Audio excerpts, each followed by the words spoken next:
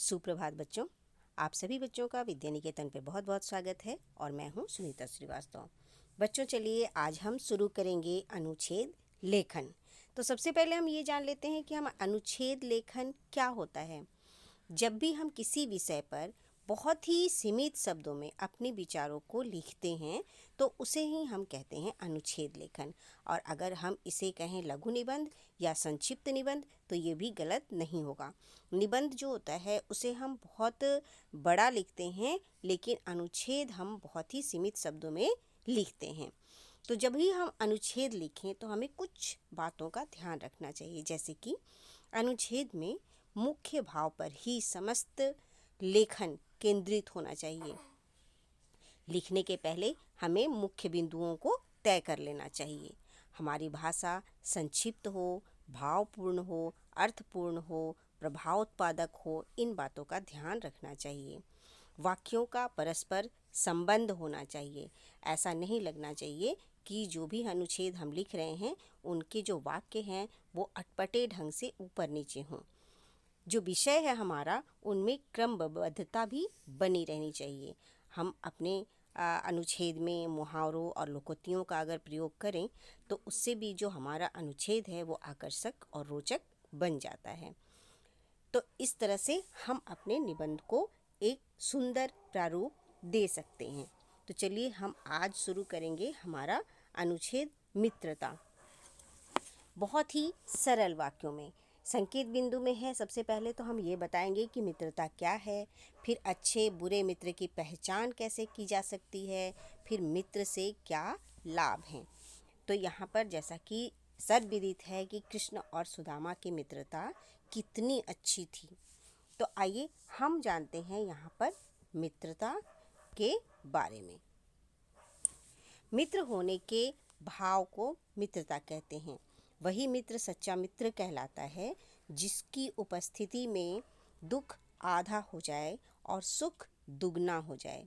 मानव जीवन में मित्रता का बहुत ही महत्व है। मित्र के अभाव में व्यक्ति निष्क्रिय हो जाता है। मित्र के सानिध्य में उसे उत्साह मिलता है। जब भी आप कभी परेशान होते हैं और आपका मित्र अगर आ जाता है तो आपको कितना अच्छा फील होता है ना। तो मित्रता वही भाव है।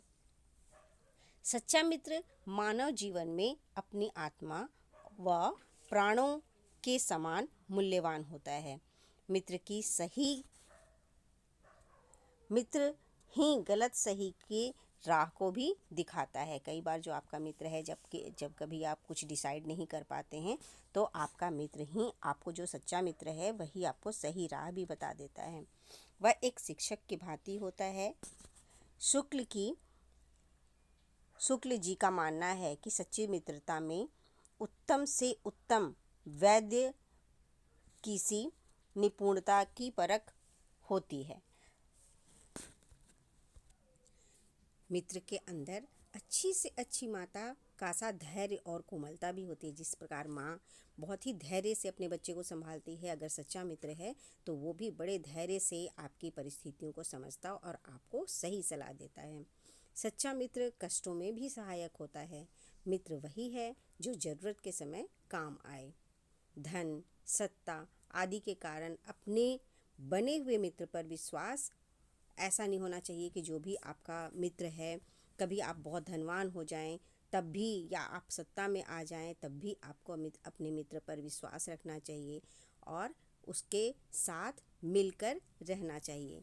जैसा कि तुलसीदास जी भी कहते हैं कि धीरज धर्म मित्र अरु नारी, आपद काल परखिए चारी। इन चारों की जो परख होती है वो आपत्ति काल में यानी विपत्ति काल में ही इनकी परख होती है। किनकी?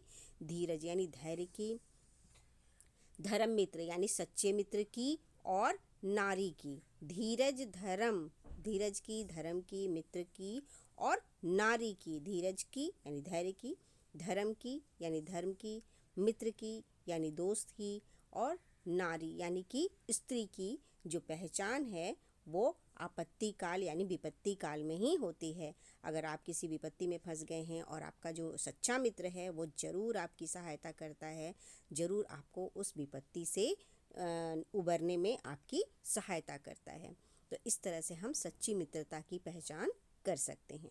तो यहाँ पे बहुत ही छोटा निबंध है, बहुत ही छोटा अनुच्छेद है और इसे आप अपनी तरह से भी लिख सकते हैं। ये तो बस आपको एक हेल्प करने के लिए लिखा गया है, बल्कि इससे आप हेल्प लें और अपनी भाषा में स्वयं लिखें तो आप इससे भी अच्छा लिख सकते हैं। तो आप अपनी तैयारी करते रहें और अपने तरह से अनुच्छेद लिखने की कोशिश करें। थैंक यू बच्चों। Have a nice day. आप अपना ध्यान रखें और अपनी पढ़ाई जारी रखें। Thank you. मिलते हैं अगले अनुच्छेद में।